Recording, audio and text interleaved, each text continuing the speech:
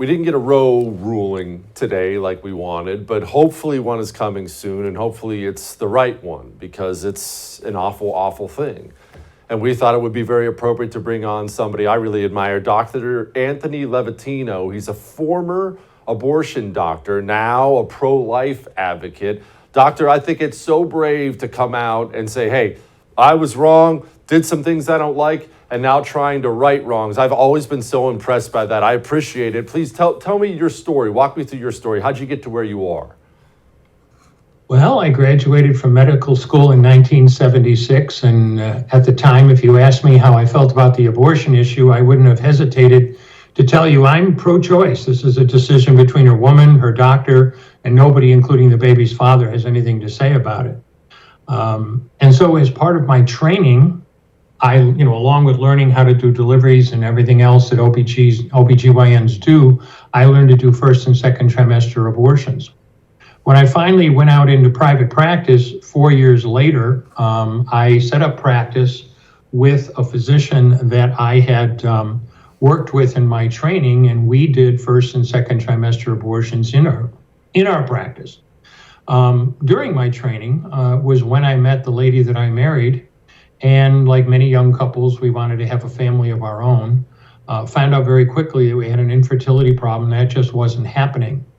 And we were told eventually, after 2 surgical procedures, that it was unlikely that we would ever be able to conceive a child.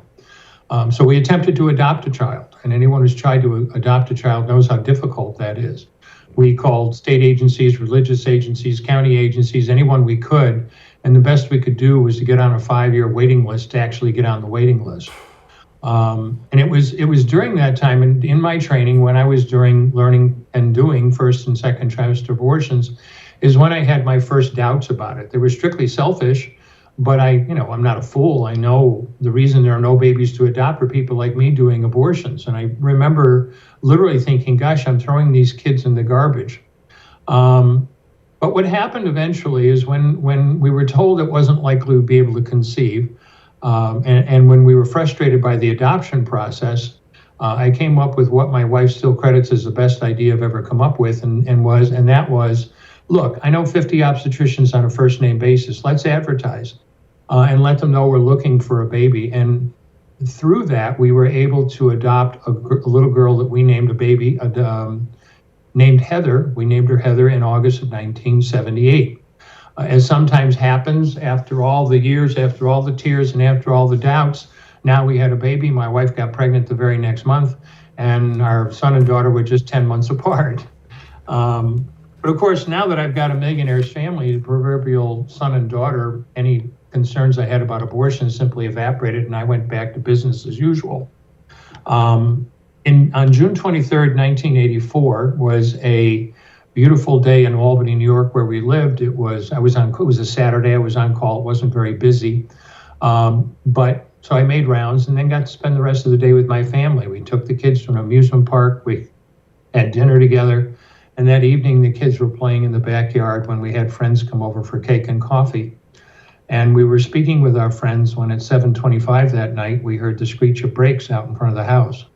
We ran out. The kids had gone in the road, and Heather had been hit by a car.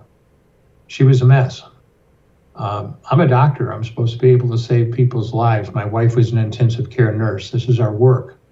We did what we could, but she literally died in our arms in the back of an ambulance.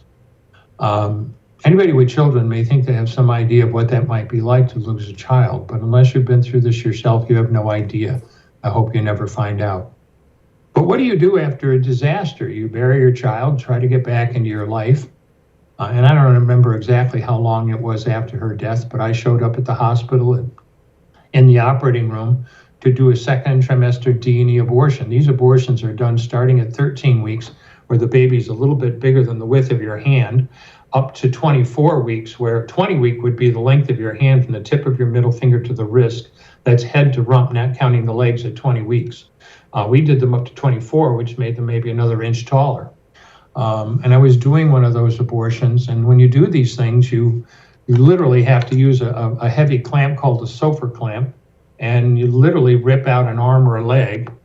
And I just stared at it in the clamp, and I got sick. But once you start an abortion, you can't stop. and I finished that abortion. And I know people think it's strange, but everything I tell them is firsthand and true. For the first time in my career, I looked at that pile of body parts that used to be somebody's baby that I had just killed. And I didn't see her wonderful right to choose, and I didn't see all the money I just made in 15 minutes, and I didn't see what a great doctor I was helping her with a problem. All I could see was somebody's son or daughter. And it occurred to me in that moment that that patient had come to me. At the time, we were charging $800 for a procedure like that.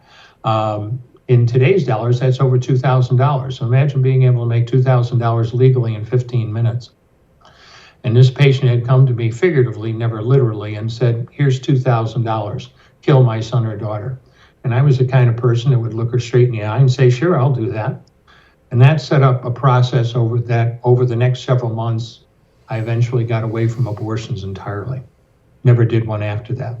Don't miss Jesse Kelly Breaks History, Che Guevara, the latest episode of a new series available now exclusively for First TV supporters. Visit the First TV app or thefirsttv.com to subscribe and start watching today.